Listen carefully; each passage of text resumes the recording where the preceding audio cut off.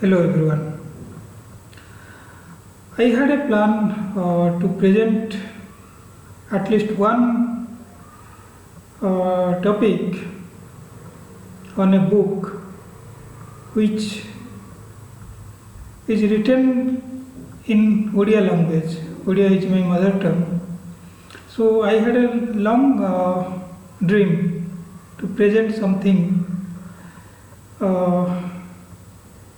on the basis or picked something from the Odia literature. But I had some suspicion, some kind of doubt in my mind. Even though I present on a non-Odia reader may not be able to get that book, or even if he gets that book, he won't be able to read it. So that suspicion or that doubt forced me not to present anything in my native language. That means any books or anything which is written in my native language. But fortunately, I got a chance. While browsing the internet, I found that this book has already been translated in English. So, if I present it today, then definitely, if you are a non-Odia person, you will definitely get this book from the internet or from any bookstore if you try. And this book is such a phenomenal in the Odia literature.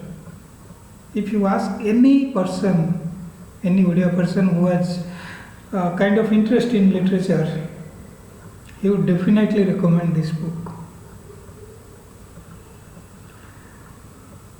So without creating much suspense, let me tell you the book name. It is Neela Saila, or in Odia we say Neela Saila. In English the translation is The Blue Mountain. Generally we refer Neela Saila to the adobe of Lord Jagannath. It is believed that that temple is situated above one mountain, and that mountain looks blue color from a distance. So the other name of Jagannath temple is Neela Saila, Blue Mountain. And this book is not a religious book. This is purely historical book, but the author has created some fictional characters to move the story. So even though the characters are fictional, but the author hasn't put anything superficial or dramatic which is unnatural, though it deals with the book surrounded with or moves around with Lord Jagannath. Okay, let me show you that book once. Yeah. So this book basically it was a periodical book, historical book, and the circumstances belongs to 17th century. So when the Muslim king of Bengal attacked the last warrior or last king of Puri state, that time this book is written. So with with defeat, the king has accepted the religion of Muslim king. He had turned into a Muslim, but still his devotion to Lord Jagannath is intact. And the story revolves around these circumstances. And here comes that fictional character called Saradei. In Odia, Dei means elder sister. Saradei is a widow who has two-room house, and he has rented one house for the pilgrimage. So his house is near to Puri. So any outsider who wants to visit Puri to stay for a night, generally they picked that type of house. In Odia it is called Chattigara. So this book revolves around Saradei's Chattigara, or that house. And this lady has a great devotion towards Lord Jagannath, and also the king, who has turned into a different, accepted a different religion. His devotion also still intact. And this is how the author narrates the story. How an Odia person, even if you put him in the drastic situation, you taunt him or you snatched his religion, still Lord Jagannath stays within the heart of an Odia. That is the essence of the story.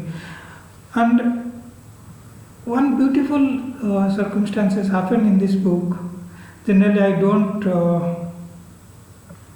disclose the book narrations or the critical parts, but this is something I wanted to share. But briefly, I will share so that that curiosity will be intact. What happened, this king from Bengal, the Muslim king, they continuously attacked Lord Jagannath's temple. So this is a continuous affair. So whenever the troop from Bengal comes to Odisha border, the people or the Pandas who worship Lord Jagannath, they tried to move the idols of Lord Jagannath, Balabhadra and Subhadra and kept it hidden for a brief period of time. Once the king comes and the war is over and they return to their place, they again establish the idols back into the temple with the pujas and all those things. This thing has happened many times in the history of Odisha. And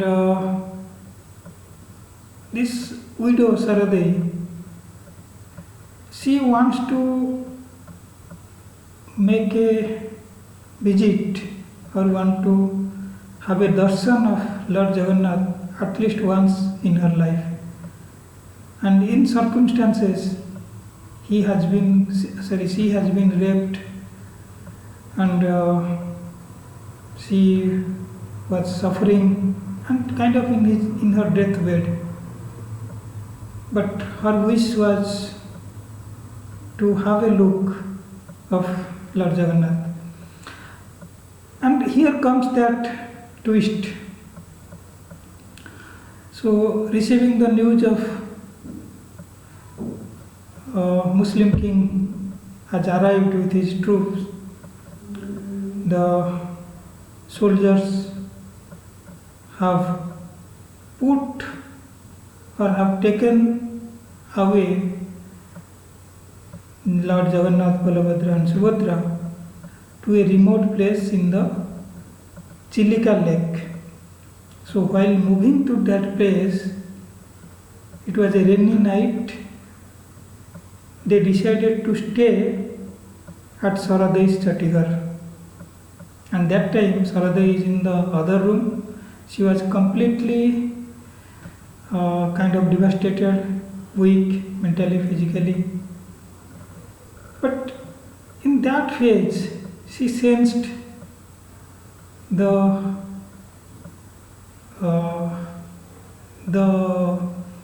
feeling, the existence of Lord Jagannath. She hasn't seen Lord Jagannath physically, as the troop and Lord Jagannath, Balabhadra, Subhadra were kept in the other room. But Saradai's consciousness, she somehow got that feelings. If you ask any Odia people here how they visualize Lord Jagannath, they don't see that idol when they worship it. It is a feeling. Each Odia carries it in his heart. You just close your eye and feel that, feel his presence. And believe me, if you ask any Odia person if he has ever gone to inside the Lord Jagannath's temple,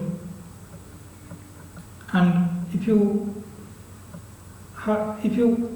make an eye contact with Lord Jagannath, definitely tears will come out from your eyes. That is how Lord Jagannath relates to an Odia person. And this book has described it so beautifully. Those chapters will make you keep you in a different place. You will not see Saradai in that room. You will see yourself in that other room, and the presence of Lord Jagannath in the other side, and the feelings. Because physically we cannot see the Lord. It is a spiritual thing, and that spiritual existence so beautifully written in this book. So the story moves around this topic, and with Ratha Yatra also. I will not disclose much on that, because if I disclose everything, then a reader will not get that curiosity to turn the page one by one. So here I will hold myself not to disclose. But before ending, I will give you some, because I told everything about the book, but I haven't said a word about the author. So this is very unfair. So this author is Mr. Surendra Mohanty, and he has written many books, and mostly on historical background. So this is the first part of this book, Neela Saila, and the second part is Niladri Vijay. And if you Niladri means it is same like the Lord Jagannath temple. So also he has written another book called Krishna Benire Sandhya, an evening in the river side of river Krishna. That is also deal with Puri kings and his daughter, and his daughter's lover, who is supposed to the king of Vijayawada. So that story is all about Krishna Benire Sandhya. So with that, I will wrap up this presentation. So I'll definitely request all of you, if you are an Odia, then please go and read this book at least once.